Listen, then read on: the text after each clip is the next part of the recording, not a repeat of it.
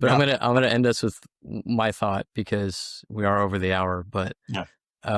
about agency, because I think this is a very important topic. St. John Chrysostom in the 4th century said, the rich exist to benefit the poor, and the poor exist for the salvation of the rich.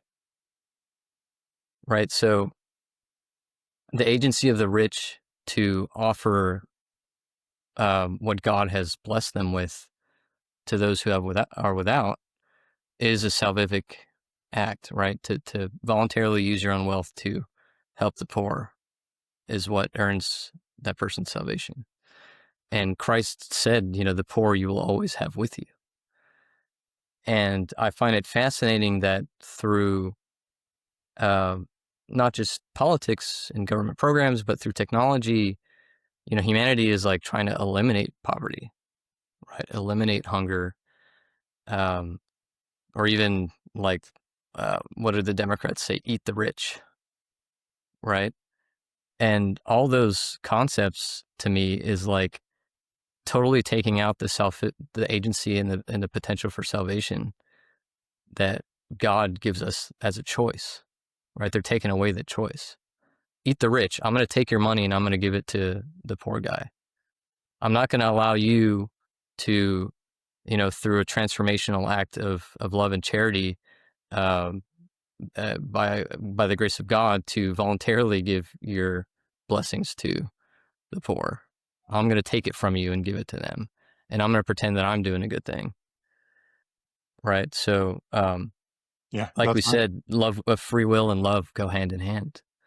They have to. So that's not an act of love, It's no matter not how enough. much they try to act like it is. Right. Yes. And so that's how you discern that it's not of God. It's not a godly perspective to have, to take from someone and give to someone else. The invitation of Christ is an invitation to each of us individually within our own hearts, and our transformation of a fallen, broken image of God to a reformed, resurrected individual, right? Transcendent individual, in the eyes of, like, a holy, healed individual, let's say, healed from the consequences of the fall.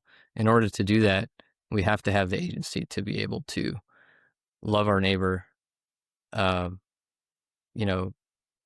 help the foreigner, um, give to the poor, clothe the needy, feed the hungry, give shelter to the homeless. These are all things that we say in our liturgies and are from Scripture, right? These are the calls, the things that Christ calls us to do.